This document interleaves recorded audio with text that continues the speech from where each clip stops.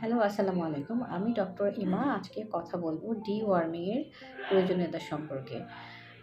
Deworming আসলে কেন প্রয়োজন? ডিওয়ার্মিং না করালে পোষা প্রাণী তাদের খাবার থেকে সঠিক পরিমাণে পুষ্টি পায় না।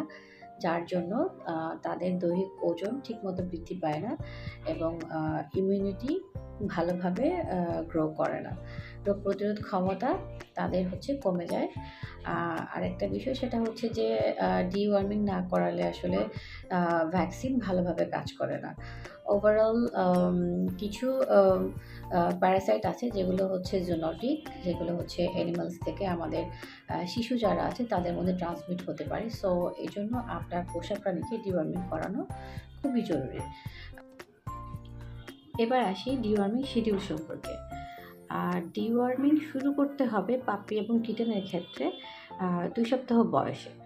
২ সপ্তাহ বয়স থেকে ৮ সপ্তাহ বয়স পর্যন্ত প্রতি ২ সপ্তাহ পর, পর আপনার ডিওয়ার্মিং করতে হবে। আ এরপর ৬ মাস বয়স পর্যন্ত প্রতি মাসে ১ বার করালে হবে। ফাইনালি অ্যাডাল্ট ক্যাট এবং ডগের ক্ষেত্রে প্রতি ৩ অথবা ৪ মাস পর, পর ডিওয়ার্মিং করাতে হবে।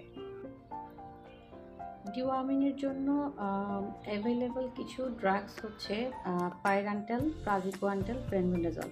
তবে বেস্ট চয়েস কম্বিনেশন ড্রাগস। কিটেনদের জন্য একটি কমন ডিওয়ার্মিং সিরাপ ফেলিডি। এটি একটি কম্বিনেশন ড্রাগ। এটা কিটেনদের জন্য খুবই ভালো কাজ করে। আর অ্যাডাল্ট ক্যাটের জন্য কম্বিনেশন ড্রাগ হ্যালমিডিসাইড এল। এটা সাধারণত আমরা সাজেস্ট করি যে 10 কেজির জন্য একটা ট্যাবলেট দিতে হবে। তবে কিটেন হোক কিংবা অ্যাডাল্ট ক্যাট হোক, ডিওয়ার্মিংয়ের ক্ষেত্রে অবশ্যই ওজনটা মেনটেন করে তারপর ডোজ ক্যালকুলেশন করতে হবে। ধন্যবাদ সবাইকে।